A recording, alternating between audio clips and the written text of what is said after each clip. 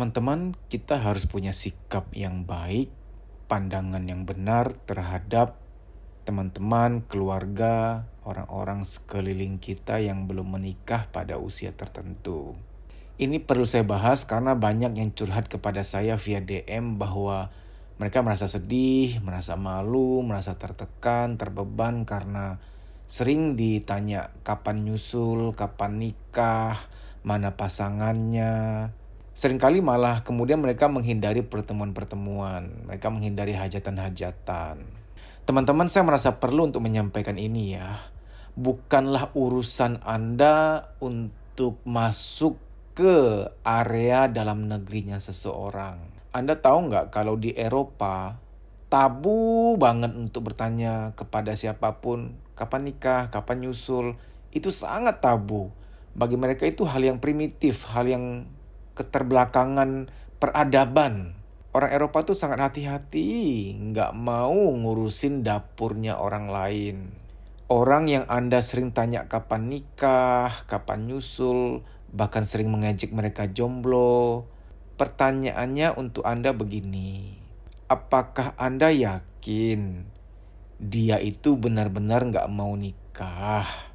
Faktanya pasti mau nikah, pasti mau.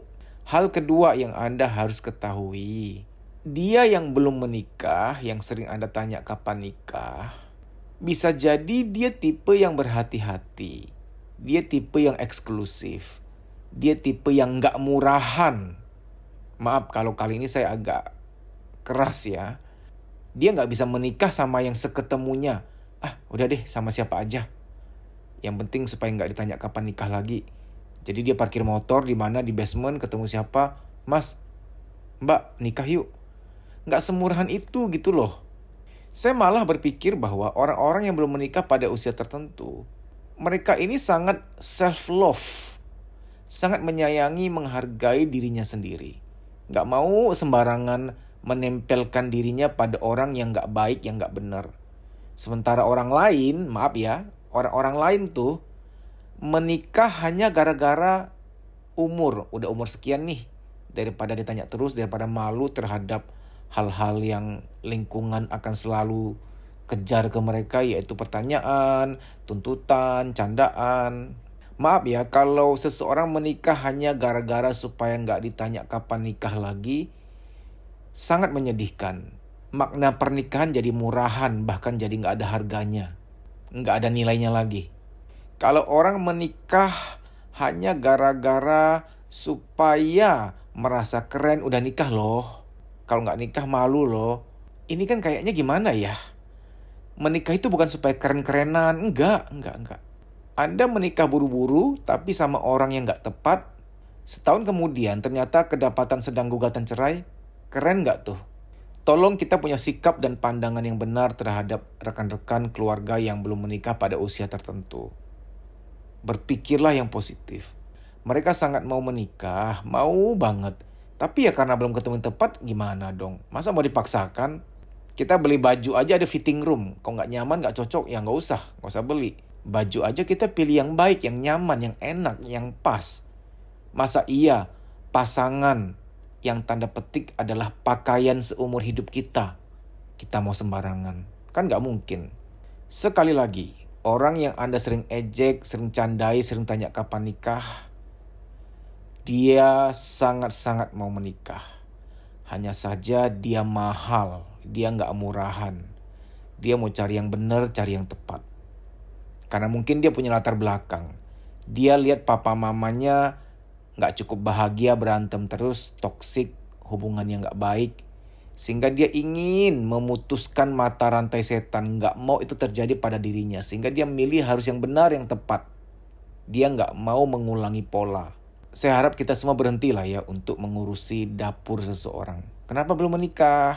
Jangan terlalu perfeksionis, jangan terlalu pemilih. Haknya dia dong, dia mau jadi orang yang pemilih. Karena setelah menikah siapa yang menjalani? Kan dia. Anda ya yang sering bertanya kapan nikah, memangnya kalau dengan dia buru-buru menikah, dia salah pilih, Anda mau tanggung jawab? Nanti ini kalau mereka sering bertengkar, KDRT, terjadi perceraian, Anda mau tanggung jawab? Mau? Enggak. Malah Anda akan ngatain lagi, cerai Ih kok bisa sih? Anda ngatain lagi. Makanya saya pernah bilang, orang yang suka nanya kapan nikah, sering banget nanya orang kapan nikah, ini memang dasar orang yang kepo. Orang yang dia katain ini, orang yang dia tanyain kapan nikah, kalaupun dia nikah, dia belum selesai. Dia pasti akan nanya lagi hal-hal berikutnya. Kapan punya anak? Kok belum hamil? Ketika dia punya anak, kapan nambah lagi? Rasanya pengen jawab ke dia, jawab balik. Kamu kapan menghadap Tuhan? Pengen banget biar gak nyusahin bumi gitu loh, biar bumi tentram gitu loh. Iya loh, kadang-kadang kita ini tuh merasa gak nyaman juga sama orang yang kepo terus. Kalau Anda benar-benar mau tahu kapan kami menikah, ya udah tanya langsung ke Tuhan, Tuhan yang Maha Tahu. Tanya langsung ke Tuhan, menghadap langsung ya, langsung menghadap ya, langsung pergi aja ya. Bro kakak. Maaf ya bercanda.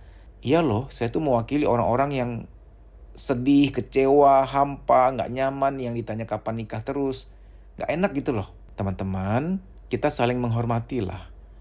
Kalau Anda gak bisa bantu seseorang, minimal diem. Anda terus nanya dia kapan nikah, tapi Anda gak bantuin cari jodoh, gak kenal-kenalin ke orang-orang yang baik. Bantu enggak, ngerecokin iya. Kalau kita gak bisa bantu, diem. Itu rumusnya. Oke, demikian ya. Terima kasih. Sampai jumpa.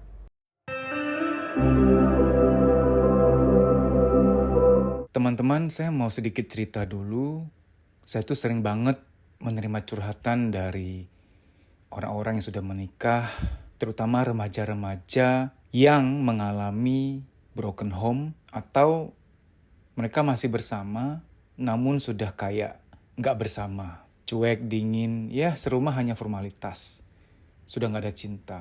Terutama curhatan para anak-anak remaja yang masih saya ingat, masih terngiang-ngiang sampai sekarang. Mereka cerita betapa sedihnya mereka punya orang tua yang tidak harmonis. Dan punya orang tua yang keras kepadanya. Teman-teman, jumlah perceraian itu sangat besar, sangat tinggi. Anda coba Google sendiri, angka perceraian di Jawa Barat. Coba Anda Google sendiri, biar percaya. Biar fakta data yang bicara. Betul, memang dalam pernikahan masalah keuangan mempengaruhi. Makanya sebelum masuk ke pernikahan, memang harus mapan keuangan, jangan gimana nanti.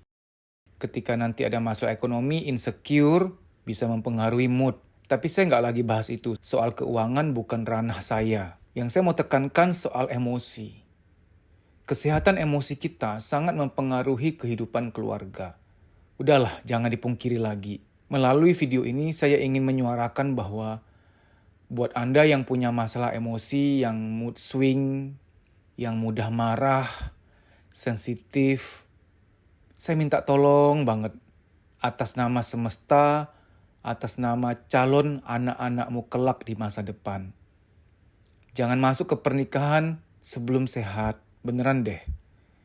Kalau kita mau nikah, menikah aja, gimana nanti? Kita tuh tergolong orang yang egois gitu loh. Padahal anak adalah amanat yang harus kita sebaik-baiknya kita sayangi, kita besarkan. Intinya kalau Anda punya gejala mood swing itu ayunan mood. Swing kan ayunan. Ayunan mood itu artinya perubahan mood yang sangat cepat. Mood swing yang ringan sih nggak apa-apa ya. Kalau sudah skala medium atau tinggi, wajib diterapi dulu sebelum menikah. Karena bukan apa-apa, jangankan anak. Perjalanan sebelum punya anak, pasanganmu sudah pontang-panting, sudah luka sana-sini. Dengan keadaan mood yang tidak menentu. Saya ngerti tidak ada orang yang sempurna. Tapi kan maksudnya mood swing kan bisa disembuhkan. Bukannya nggak bisa, jangan terima jadi dong. Dulu waktu engkau bayi dan balita kan nggak mood swing. Baru belakangan, remaja, semenjak pemuda-pemudi ada luka batin terhadap orang tua, teman, atau pihak luar membuat Anda terluka. Nah luka ini di orang tertentu larinya ke mood swing. Di orang lain larinya ke marah-marah, berubah kepribadiannya. Di orang lain berubah ke terlalu pendiam, menutup diri. Di orang yang lain kena ke badan, makan ke badan, sakit ini itu. Nah, apapun yang memang awalnya bukan settingan pabrik kita, boleh dong kita kembaliin. Waktu Anda bayi dan balita, Anda begitu lugu dan polosnya. Nggak ada mood swing di kala itu. Anda begitu menikmati hidup, suka explore, ceria, betapa gampangnya Anda bahagia. Anda hanya nangis kalau lapar, sakit, ngantuk. atau ketakutan akan hal tertentu. Namun kini kan berubah total ya. Kadang suasana lagi baik-baik aja, Anda kayak pengen nangis. Lagi di cafe nih, di food court, lagi santai, pesan makanan, lagi relax. Tiba-tiba kayak pengen nangis, kayak pengen marah. Tiba-tiba dada terasa sesek, padahal nggak ada apa-apa. Menoleh 360 derajat nggak ada apa-apa. Nah, orang yang nggak ngerti psikologi, jangan-jangan tempat ini angker. Ada setannya, ada roh halus. Setan itu ada di mana-mana. Di mana-mana ada setan. Kasihan setan sering difitnah, gara-gara setan lah Anda mood swing. Padahal bukan. Itu ada luka terpendam yang kalau diterapi sembuh ya mood swingnya sembuh gitu loh. Terutama saya bicara khusus kepada Anda yang suka marah-marah. Saya minta tolong lah. Tolong terapi dulu sebelum menikah.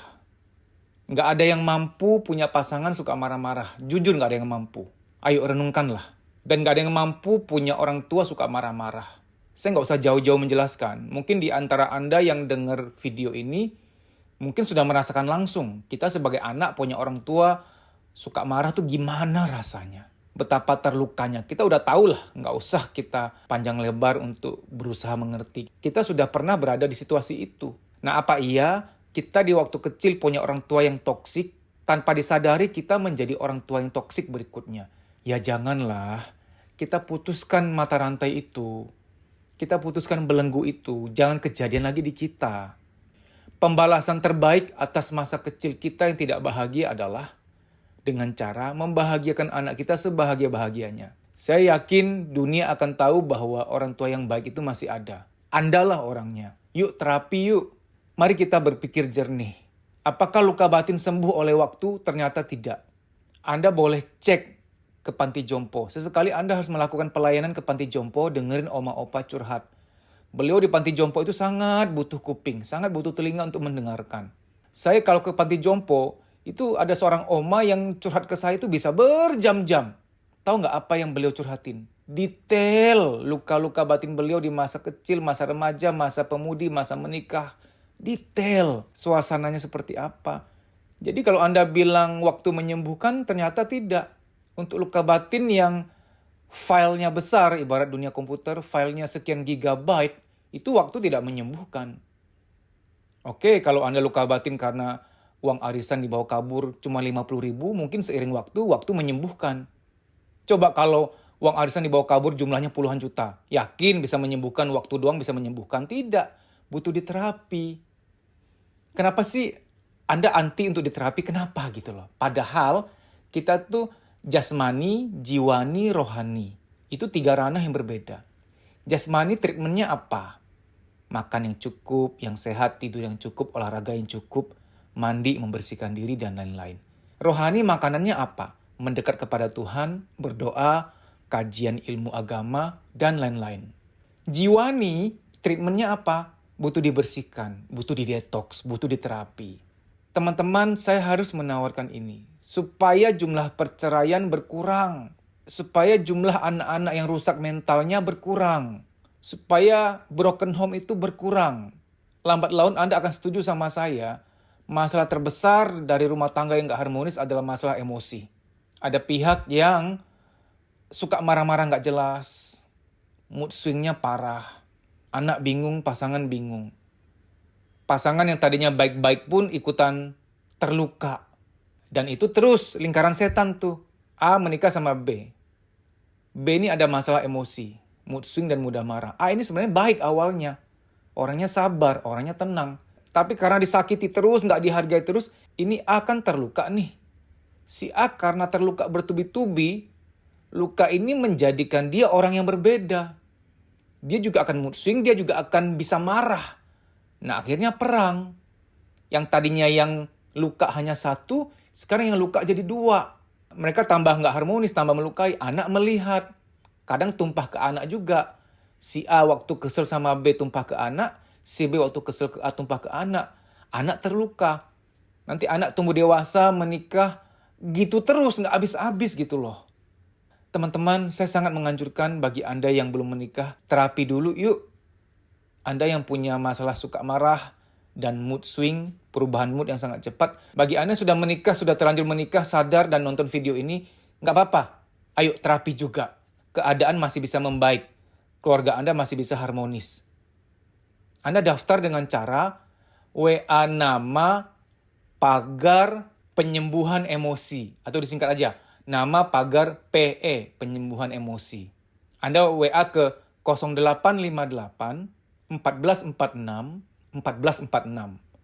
0858 1446 1446. Teman-teman, sebelum saya tutup saya ingin menyampaikan bahwa kadang-kadang ya orang menikah tuh bisa membudgetkan puluhan juta untuk uang resepsi. Dan itu biasa, bagi mereka kebanggaan. Padahal terapi psikologi sebelum menikah itu nggak seujung kukunya biaya resepsi. Kenapa sih itu nggak dianggarkan gitu loh? Justru itulah yang lebih penting.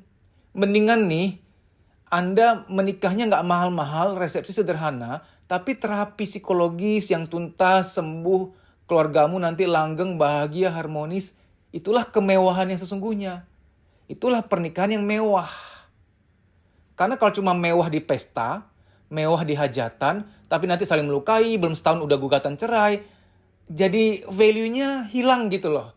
Apakah itu yang dinamakan kemewahan? Tidak. Kemewahan sesungguhnya dalam pernikahan bukan di pestanya, tapi di keharmonisan kelanggengan. First thing first. Kita tuh salah prioritas ya. Terapi psikologi sebelum menikah itu paling penting, nomor 1 urutannya. Sebelum mikirin budget untuk resepsi di mana, apa konsepnya. Emosi lebih penting dibanding hal-hal duniawi seperti itu. Mau pesta di gedung apa, makanannya apa, WO-nya siapa. Itu hal-hal duniawi yang kenikmatannya cuma 1-2 hari. Ih, keren ya. Udah posting di sosmed, dia nikah di sini loh, di ini loh. Dia nikah di Bali loh, nikah di sini loh. Keren loh konsepnya. Itu kenikmatan cuma 1-2-3 hari. Fana. Sisanya di pertengahan akan menyadari, aduh, tiap hari berantem. Tiap hari harus aku yang ngalah. Ngalahnya nggak gantian. Harus aku yang ngalah, dia nggak mau ngalah. Capek aku rasanya. Teman-teman, saya sangat meyakini tidak ada yang kebetulan. Sehelai rambut jatuh pun atas izin Tuhan. Apalagi Anda dikasih dengar tentang hal ini.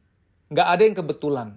Kalau Anda berusaha mengelak, anggap aja nggak dengar. Anda sedang mengelak dari bimbingan Tuhan agar Anda punya pernikahan yang lebih sehat dan bahagia.